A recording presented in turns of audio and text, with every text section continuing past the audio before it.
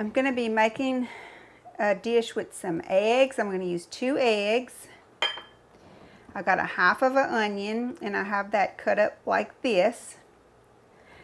And I have about maybe a cup of cooked rice here that's left over from what I cooked yesterday.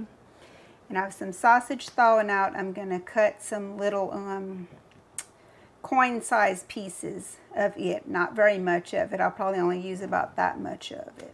So I hope you come along with me and spend a little time with me. I'm going to be making a real actual poor man's meal today. So you might want to hang around and see what that is going to look like. A lot of times on these shows, you'll see people doing a poor man's meal, and it's actually not as affordable as they would lead you to believe. Now, the most expensive thing that I'm using here is the sausage, and you don't have to have it. I just happen to have some sausage, so I'm going to go on ahead and use it. And as you can see, I'm using a small portion of it.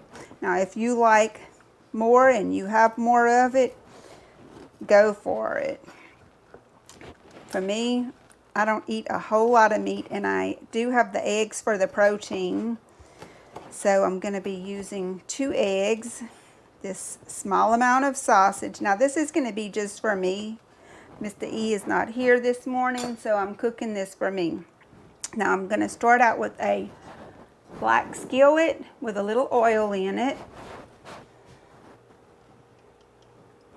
Okay, so there's my oil. I'm going to turn this on about a medium fire, I guess.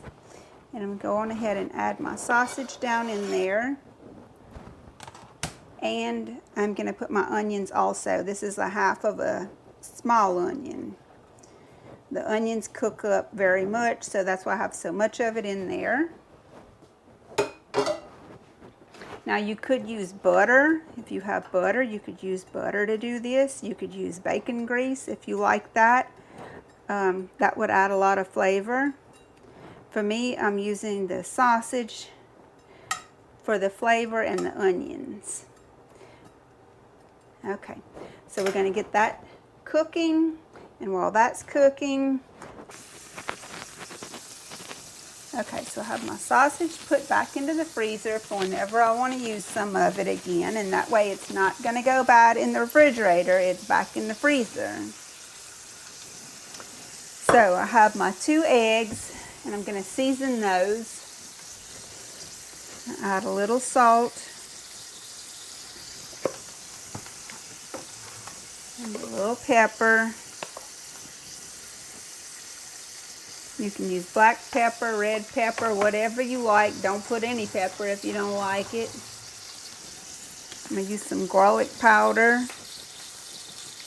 And then I'm going to just scramble these up like I would if I was making scrambled eggs. There those are. Scramble those up real good. Get that seasoning all through it.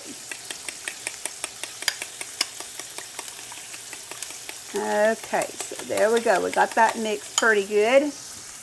All right, let's go out here and get us some of these green onions. These are actually some garlic chives, but they taste like green onions. They're easy to grow. They come back through all the freezes and frosts. And I'm only going to be needing about this amount. But as you can see, they're right here by the house, and I can just walk right out here and get them anytime I need them. And I don't have to keep repurchasing these over and over. They're growing in the yard. They've been growing in my yard for years. They're called garlic chives. You can grow green onions the same way. You can get green onions from the store, save the little bulbs, and put it in the dirt by your house in a little pot or in the ground. And they're going to grow you some green onions. You'll have free green onions after your first purchase of them. So that's a way to save money.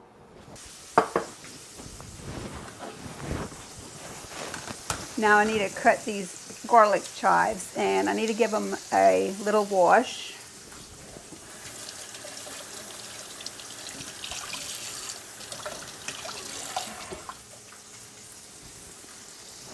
Okay, I have these washed up, and now I'm just going to cut these in some small pieces, about that size you see there.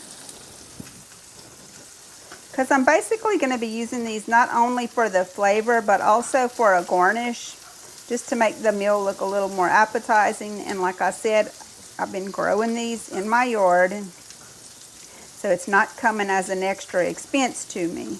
And you can grow the green onions yourself too. I mean, if you don't have access to the garlic chives, somebody had gave me these years ago, and I've been growing them ever since.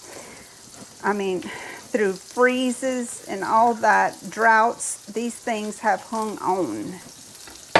So it's a good thing to grow, and I can use them in mashed potatoes, dirty rice, just all kind of stuff really. And it's got a little bit of a garlic flavor, but it's mostly got that onion flavor, green onion flavor.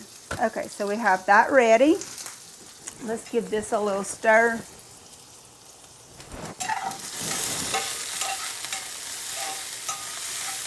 I wish you could smell this. That sausage and onion smells so good.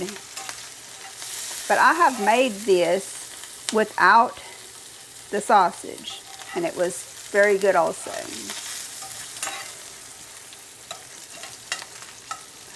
Alright, I like to add a little bit of salt on my onions when I'm cooking them. So I'm going ahead and do that now. Just a little, because I know that sausage does have salt in it, and I did put a little salt in my eggs here.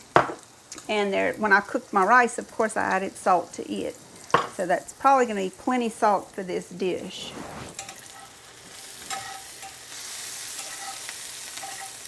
Okay, and I just want to cook this a little bit until my sausage is kind of browned and the onions are a little browned as well. I don't want to overdo my sausage. I want it to still be kind of moist and tender, not all dried out. And I've still got this on a medium fire. Okay, it's doing good, and this is an extremely fast meal, guys. In the background over there, in my little toaster, I've got 2 pieces whole wheat bread, because that's what I like to use. And I'm going to make some toast to go with this little meal. So I'm going ahead and turn my toaster on now, because that's how fast this meal is going to come together. So it's fast, cheap, and nutritious. How can you beat that? And delicious too. Let's not forget, that's very important. Okay, now my rice is going to go in.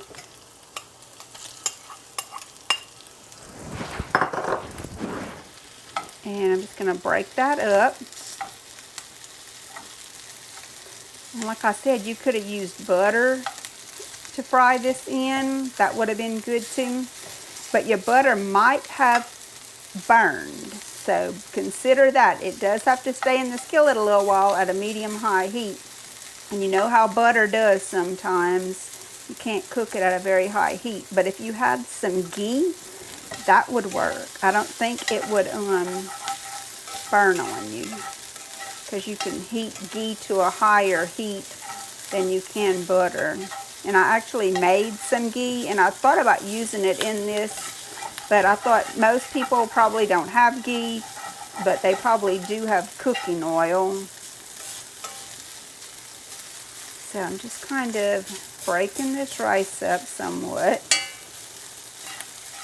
and letting it absorb some of the flavor from the onions and the sausage. Okay, that's pretty good there. Oops, I'm making a mess. I usually do. Alright, now we got our scrambled eggs, and I'm just going to give them another little quick scramble here to turn them if anything's settled to the bottom. I'm going to pour that right on top. And at this time, I'm also going to put in my green onion, or my garlic chives rather. That's what I'm using today. And it was just 3 of them. You could use more or less, or you don't have to even use them at all. My toast still isn't done. So that shows you how fast this is going. Let me get a pot holder to hold this skillet. Now you don't have to use a black iron skillet. That's just my preference. Use whatever kind of skillet you have. You have a non-stick skillet. Of course you would use a plastic spatula. But for this spatula is fine. Now this is actually, look, I'm not going to be able to eat all this. I'm cooking this for myself. But this could easily feed 2 people. There's a lot of food here. And then if you put the toast with it, that's going to stretch it even more. So you're just going to want to move it about like I'm doing here.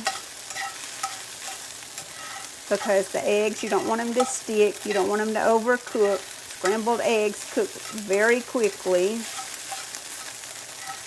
Sorry about the noise with the metal on the metal here. But this spatula works best with this skillet. Keeps anything off of the bottom. And that is it, guys. It is cooked. I can turn it off and put it onto a plate. So here's my plate. I'll put me a serving of this on here. Now, if you got a good appetite, maybe you could eat the whole plate of this stuff. But that's going to be plenty for me, and there's still a whole other serving there. I'm just going to make me a drink to go with it, and look how good it smells delicious. It's going to be delicious. It's got a lot of protein in it. It's got vegetables in it from the onions. It's got carbs in it from the rice. It's got everything. Okay, my toast is done.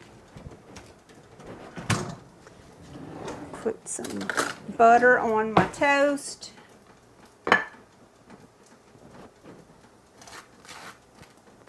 Let's butter this toast up.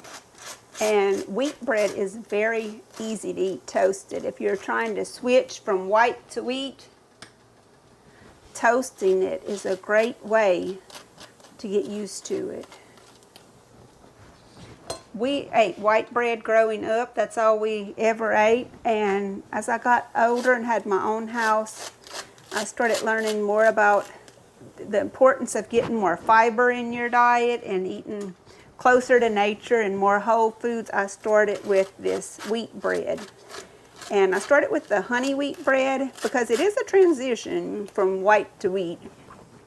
So I started with the honey wheat, and then eventually I was able to go on to the whole wheat, which I'm so glad, because you get a lot more fiber out of, and nutrition out of the whole wheat.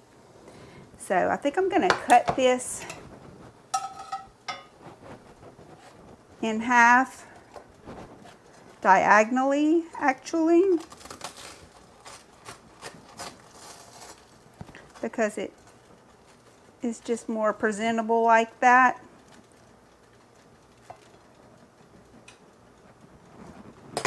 And there's your little meal. If you wanted to, you could add some fresh cucumbers if you had them, or fresh sliced tomatoes if you had them. Just whatever you might have on hand. Okay guys, so this is the meal. Let's give it a try, see how it tastes, see if the salt is right on it.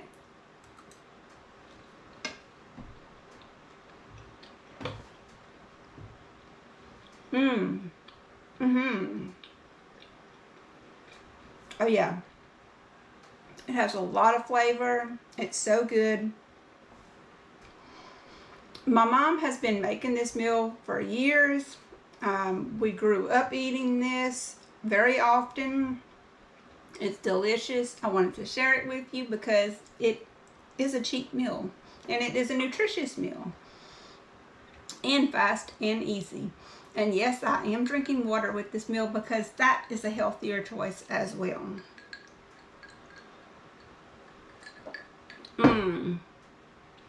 So good. Okay guys, so that's our cheap and easy meal. I hope you liked it. I hope you might have learned a little something. I hope you'll like, share, and subscribe. And until next time, bye.